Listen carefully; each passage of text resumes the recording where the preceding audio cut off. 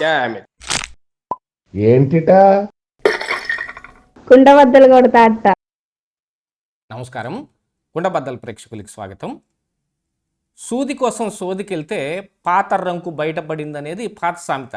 కానీ ఇప్పుడు బొత్స సత్యనారాయణ దాన్ని తిరగరాశాడు. ఏదో ఒక ఉద్దేశంతో కళ్ళ నీళ్లు పెట్టుకుంటే మనం గతంలో మాట్లాడినవన్నీ మాసిపోతాయి అని అనుకుంటే ఇప్పుడు కొత్తగా ఇంకా ఏమేమి ఉన్నాయో పుట్టలు పుట్టలుగా పుంకాను పుంకాలుగా బయటపడతాయి అనేది ఆయన తిరగరాశారు. గతంలో జగన్మోహన్ రెడ్డి మీద వ్యాఖ్యలు చేయటానికి ఆయన కాంగ్రెస్ పార్టీలో ఉండగా వైఎస్ఆర్ మరణానికి అసలు కారణం జగన్మోహన్ రెడ్డి, దాని వెనక ఆయన కుట్ర ఉన్న అవకాశాలు ఉన్నాయి అనేది ఆయన మాట్లాడింది. సరంటే ఇప్పుడు జగన్మోహన్ రెడ్డితో కలిసి ఇప్పుడు ఆయన ఆ పార్టీలో ఉంటున్నాడు కాబట్టి దాని మీద ఏదో ఒక వ్యాఖ్యానం చేయాలనో లేకపోతే దానికి గట్టిగా రిటర్న్ కౌంటర్ ఇవ్వాలనో, లేదు ప్రజల ముందుకొచ్చి మీడియా ముందే కన్నీళ్లు పెట్టుకుంటే వాటిని ప్రజలు చూసి నమ్ముతారనో ఏం భ్రమపడ్డాడో నిన్న ఆయన మీడియా ముందే కన్నీరు మున్నీరు అయిపోయాడు. కానీ అసలైన విషయం ఏమిటి అంటే మనం నిన్న కుండబద్దల్లో కూడా చెప్పాం, ఆ కన్నీరు అనే ఒక డ్రామా పండిందా ఎండిందా అని. కానీ ఈరోజు ఏమైంది, ఖచ్చితంగా ఆయన పాత వ్యవహారాలు మొత్తం బయటపడ్డాయి. ఇందులో కనీసం జగన్మోహన్ రెడ్డి గురించే కాదు, ఆయన విజయమ్మ గురించి కూడా మాట్లాడిన మాటలు.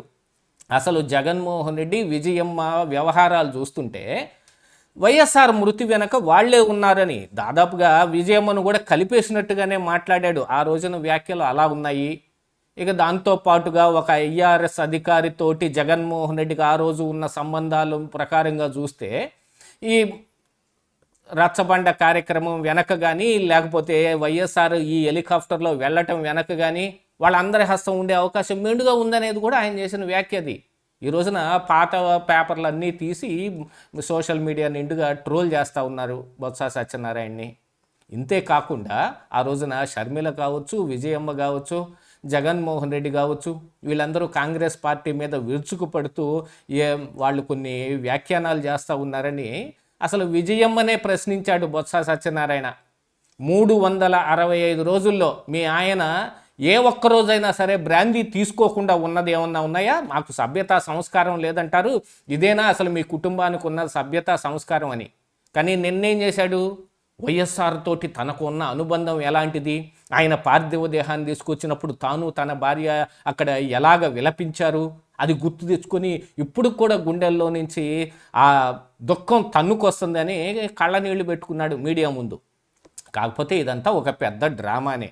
ఎందుకంటే ఇప్పుడు జగన్మోహన్ రెడ్డితో కలిసి ఉన్నాడు కాబట్టి ఈ పార్టీలో ఆయనకు కూడా ఒక పెద్ద పేటేసి లేళ్ల అప్పిరెడ్డిని తప్పించి మరి ఈయనకి ఒక పెద్ద పట్టా ఒకటి కట్టబెట్టి బొత్స సత్యనారాయణకి మంచి మర్యాద ఇస్తున్నారు కాబట్టి ఇక ఇప్పుడు ఏదో ఒక రకంగా తప్పించుకోవాలని, మరి లేకపోతే మరి అచ్చెన్నాయుడు మీద కూడా గతంలో ఒక కౌంటర్ వేశాడు. ఆయన మాట్లాడిన మాటల్లో నుంచి ఏదో ఒకటి తీసుకొని అసలు టీడీపీ పార్టీ లేదు, తొక్క లేదన్నావు, నువ్వా నాకు చెప్పేది అని అంటే బొత్స సత్యనారాయణ అంతకంటే ఎక్కువ అన్నాడు కదా. ఒక మనిషి యొక్క మరణం వెనక పలానా మనిషి యొక్క కుట్ర ఉంది అంటే అందున చనిపోయిన తండ్రి మరణం వెనక కొడుకు కుట్ర ఉంది, దీంట్లో ఆయన భార్య విజయమ్మ కూడా భాగస్వామి అయి ఉందని మాట్లాడటం అదొక సమంజసమైందేనా? కాకపోతే ఏంటంటే ఆ రోజు కాంగ్రెస్ పార్టీ ఉన్న పరిస్థితి. ఆ రోజుల్లో ఆయన సీఎంగా కూడా ట్రై చేసినప్పుడు నిన్న మనం కుండబద్దల్లో కూడా చెప్పాం, కింద డిస్క్రిప్షన్లో ఆ లింక్ కూడా మీకు ఇస్తాను, దాన్ని కూడా ఒకసారి పరిశీలించండి. వోక్స్ వ్యాగన్కి 11 కోట్ల రూపాయలు సొమ్ము వాళ్ళకి కట్టబెట్టేసి సొమ్మల పోనాయి నానేటి చేస్తును అన్నవి కానీ ఇంకా చాలా వ్యవహారాలు కూడా నిన్నటి ఆ వీడియోలో చెప్పడం జరిగింది. ఒకసారి దాన్ని కూడా చూడండి. కాకపోతే ఈరోజు ఆయన వ్యవహారాలు మొత్తం ఈ రకంగా బయటపడుతుంటే ఇంకేం మాట్లాడతాడు బొత్స సత్యనారాయణ? ఏదైనా సరే మనం ఒక వ్యాఖ్య చేసినప్పుడు దానికి కట్టుబడి ఉండాలి. సరే అలా కట్టుబడి లేనప్పుడు ఇప్పుడు మనం ఆ పార్టీలో చేరి జగన్మోహన్ రెడ్డికి అనుకూలంగా మాట్లాడాలనుకున్నప్పుడు మరి ఏదో ఆ రోజుకున్న పరిస్థితుల మీదనో లేకపోతే కొంత బుకాయించే దీంట్లోనో, లేదు ఆ బుకాయింపు కూడా కుదరకపోతే, ఎందుకంటే అప్పుడు మాట్లాడినవి కూడా మామూలు మాటలేం కాదు, బాగా వైరల్ అయ్యే మాటలు. ఆ రోజు పేపర్ల నిండుగా కూడా అదే రాశారు కదా.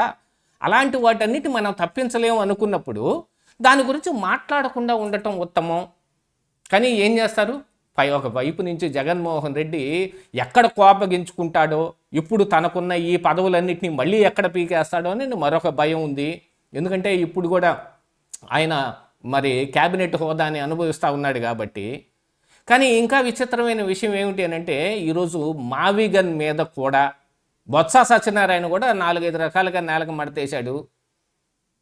ఏ అమరావతినైతే ఏముందాడా శ్మశానం అని అన్న దగ్గర నుంచి, అదే అమరావతిలో 70% పైగా పూర్తయిన బిల్డింగులు ఏటున్నట్టునో వాటన్నిటినీ చూసి మనం కూడా కంప్లీట్ చేద్దామని అనుకున్న ఆ సమయం నుంచి మళ్ళీ 3 రాజధానులతోటి అభివృద్ధి వికేంద్రీకరణ చేస్తున్నాడు జగన్మోహన్ రెడ్డి.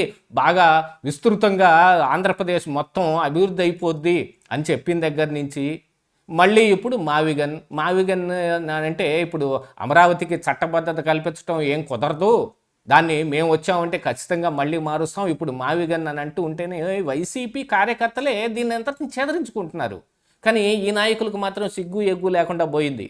ఎందుకంటున్నానంటే ఈ మాట, ఇంత హార్ష్ మాట అనాల్సింది ఎందుకు వస్తుంది అని అంటే, నరం లేని నాలుక ఎటు పడితే అటు తిరిగేది కదా అని గతంలో మాట్లాడినవన్నీ మర్చిపోయి ఇప్పుడు శుద్ధపూస కబుర్లు చెబుతాయట. ఊరికనే కన్నీరు పెట్టుకుంటే కుదరదు. సోషల్ మీడియాతోటో లేకపోతే పక్క పార్టీ సోషల్ మీడియాతోటి పెట్టుకుంటే రక్త కన్నీరు గారుద్ది. గతంలో మనం మాట్లాడిని మొత్తం తీసుకొచ్చి మన ముందు పెడతారు. ఇప్పుడు అవన్నీ చూసి కొత్తగా జగన్మోహన్ రెడ్డికి మళ్ళీ కోపం రావచ్చు. నాడు వాళ్ళందరూ చేసిన ఈ పని మూలాన కదా నాకు ఇంత దుస్థితి పట్టింది, మరి నేను ఇప్పుడు మళ్ళీ ఇలాగా నా తండ్రి మరణం మీద వెనక నా కుట్రే ఉంది అని ఇప్పుడు మళ్ళీ ఇప్పుడు టీడీపీ పార్టీ వాళ్ళు ప్రచారం చేస్తున్నారు, దానికంతటికి కారణం ఈయనే కదా అని అనుకున్నాడు అనుకోండి, మళ్ళీ బొత్స మీద ఇంత ఎత్తున లెగుస్తాడు. ఆల్రెడీ 3 రాజధానుల బిల్లు సమయంలోనే అది సెలెక్ట్ కమిటీకి పంపించాడని షరీఫ్ మీద బూతులకు లేసిన ఈ బొత్స సత్యనారాయణ కావచ్చు, ఆ రోజున విజయసాయిరెడ్డి, వైవి సుబ్బారెడ్డి వీళ్ళందరూ మండలికి సంబంధం లేకపోయినా కూడా, అంటే ఈయన మంత్రిగా ఉన్నాడు కాబట్టి మండలికి వస్తాడు, కానీ వైవి సుబ్బారెడ్డి, విజయసాయిరెడ్డి వీళ్ళందరూ ఎందుకు వచ్చి కూర్చున్నారు? ఆ రోజున కూడా బొత్స సత్యనారాయణ షరీఫ్ మీద బూతులకు లేశాడు అనేది కూడా నిన్న మొన్ననే అసెంబ్లీ సాక్షిగా కూడా దాని మీద మాట్లాడుకున్నారు. అచ్చెన్నాయుడు దాన్ని కూడా బయట పెట్టాడు. ఈ దుగ్ధంతా లోపల గుండెల్లో పెట్టుకొని ఏదో ఒకటి మాట్లాడాలి కదా అని వచ్చి ఏం మాట్లాడాలో అర్థం కాక కన్నీరు పెట్టుకుంటే మనం చేసిన ఇవన్నీ పక్కకి వెళ్ళిపోతాయి. మన బొత్స సత్యనారాయణ కన్నీరు పెట్టుకున్నాడు అని వైసీపీలో నాయకులందరూ అనుకుంటారు, అదే జగన్మోహన్ రెడ్డి దాకా చేరవేస్తారు, మనకి ఇంకేం పర్వాలేదు, డోకా లేదు అని అనుకుంటేనే కదా. దీని అనుకున్న అసలు డ్రామా కానీ ఉద్దేశం కానీ అదే కదా. కానీ ఏం చేస్తాం, సోషల్ మీడియా ఆ రకంగా లేదు ఈ రోజున. మీరు పాత వ్యాఖ్యలు ఏవైతే ఉన్నాయో వాటన్నిటిని పుట్టలుగా తీసి జగన్మోహన్ రెడ్డికి మీ కన్నేళ్ల కంటే ముందుగా చేరేటట్టుగా ఇప్పుడు కామెంట్లు వస్తూ ఉంటే, ట్రోలింగ్ జరుగుతుంటే ఇక మీ పరిస్థితి ఏమిటి, ఎలా ఉంటుంది వైఎస్ఆర్ కాంగ్రెస్ పార్టీలో ఒకసారి ఆలోచించుకోండి. ఇదే ఈరోజు కుండబద్దలు.